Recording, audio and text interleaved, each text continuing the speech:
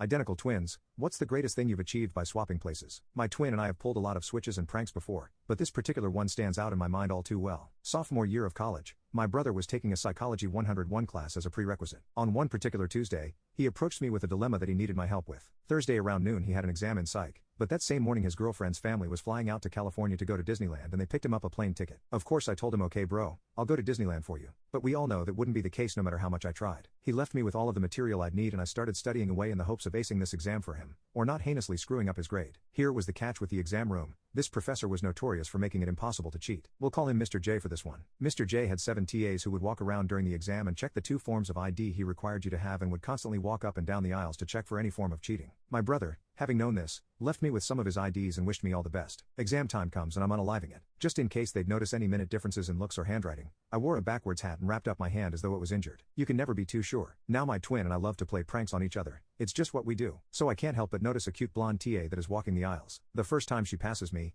I look up and give her a smile, almost like a cocky grin. The second lap through I look up again and whisper hi with an almost innocent smile. This continues throughout the exam until the last run through I whisper to her that I think she's cute. As luck would have it, she blushed and said I was too. When I went to turn in my exam, someone from on high was smiling down on me because she approached and gave me her number. Of course, she wasn't giving me her number, she was giving my brother her number. Knowing this, I told her I'd call her that weekend. Next week of class, she approached my brother and asked him why he never called. I wound up getting him a B and no one was the wiser. However, our story continues on 2 years later. I needed one more elective to graduate, and I figured I'd take the psych class that held the funny memory. The semester was going fine until one day, I get an email from Mr. J, a very angry email, asking me to meet with him before class starts. As it turns out, the world could not be any smaller. Mr. J's mother, we'll say Mrs. M, lived in an apartment complex designed for the elderly. In this same complex resided my grandma who raised my brother and I. The two of them happened to become best friends. Mrs. M invited over her son, Mr. J, to have lunch with my grandma and herself. It was there that the topic of twins was brought up and my grandma told a wonderful tale of how her twin grandsons pulled this heist off in a psychology class, all the while not knowing how it was his psych class. Oh, he had some questions for me. I went down to meet with him,